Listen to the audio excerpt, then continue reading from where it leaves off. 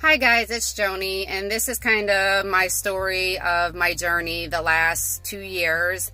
I hope this gives someone some hope and encourages somebody out there. Today I am 2 years, 3 months, and 14 days clean, and I never imagined I would be sitting here saying that. A little backstory is I grew up in a great home, had Christian parents, really had everything kids could ever want. I didn't come from a bad home, but by the age of 16, I was a troubled teenager, and I was just rebellious, didn't want to listen to my parents, thought I knew everything, wanted to be out on my own, thought I could handle life, and I kind of got into a lot of trouble as a teenager, ran into the wrong people. By 17, I was drinking and smoking pot, and at the time, I believed that was really fun, and that's, just what teenagers did. It was no big deal. I think it was by the time I was 18 or 19, I was with some older guys and I started doing cocaine and ecstasy, but I've always told myself it was just at a party and that's what kids do as teenagers on Friday nights. And, I still had this voice in my head telling me, hey, this is fun. I continued to do it. By the time I was 20, I had started to get into some pills, maybe 21. A doctor gave me a prescription for some painkillers, and that's where my story really took a turn.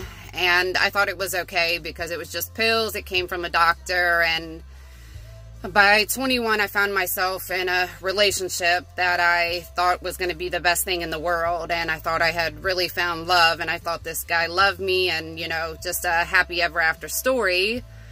But that's not how it happened. I found myself in a severely abusive relationship for 7.5 years. Probably abusive in every way somebody could imagine, and I thought that's what love was. I thought somebody hitting me was love, and somehow chaos became my normal, and the more I popped pills, the more I could deal with it. The more he cheated on me, the more I could deal with it.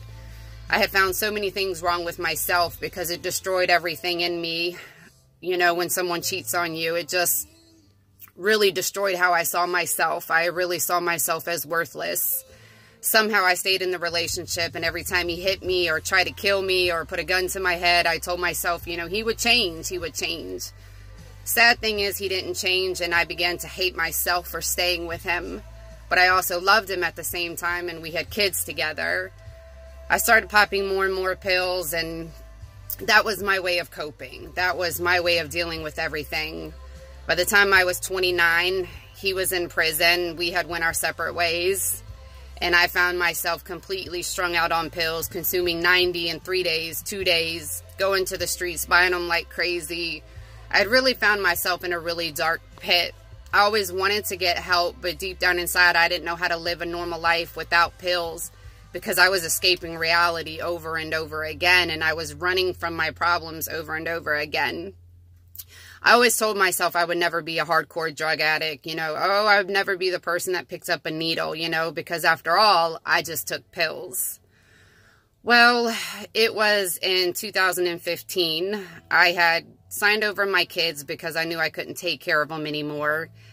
And I had gone into 2 rehabs, dropped out, hanging with the wrong people. And I don't know, when I didn't have my kids, I felt like, I just couldn't deal with life. So I think it was by June of 2015 I got introduced to something called ice. Boy, I didn't know my world would turn at that point. One line and I thought my life was just completely different. I was in a realm where I felt great. Although I told myself it wasn't that bad and it was just one line. Well, it wasn't just one line. By 2016, what I thought was fun and just, was the best thing in the world was the worst thing in the world. I went into a dark pit that I can't even describe right now. It was awful. By August of 2016, I was on the floor begging God to let me die with a needle in my arm. Because at that point, I was shooting anything I could get in me up. I wanted to die, but I didn't want to die. I begged God to let me go. Let the next time be the last time, because I was strung out.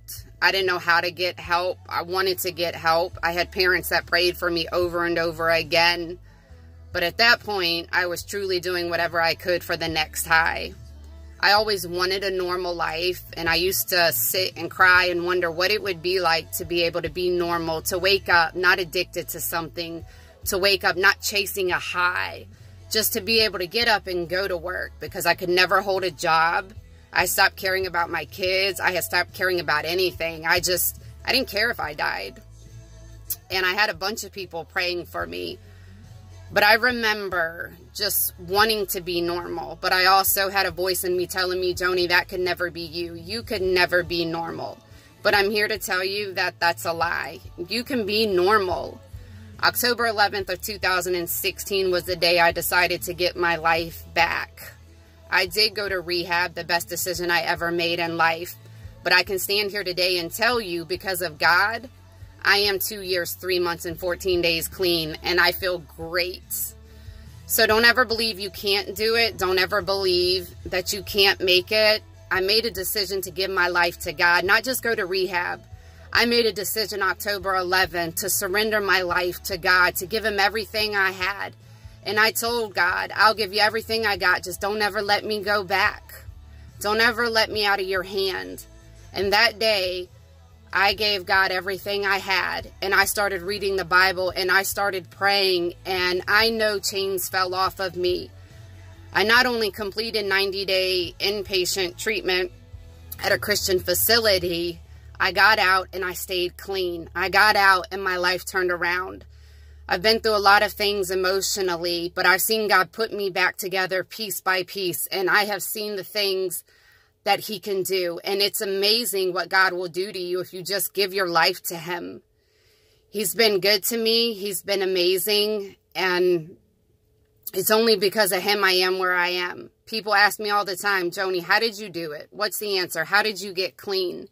And I tell them, God, Jesus, there is no other answer I have for you other than God did it, other than I was desperate.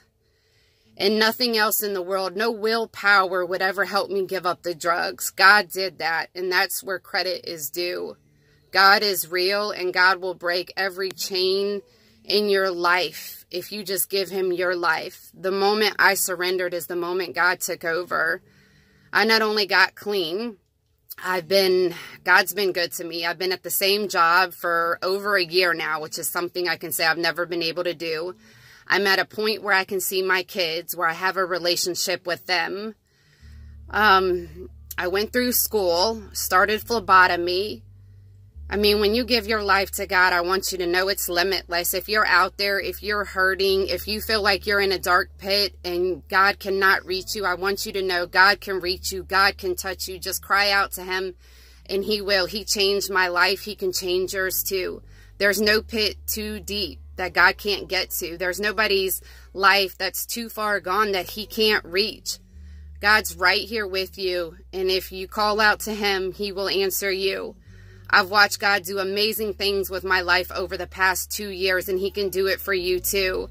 I have watched God come through for me time and time again. And I just want you to know, if you're out there, wherever you are and you're hurting, just cry out to God. He's got you. He will answer every need you have, and he will help you.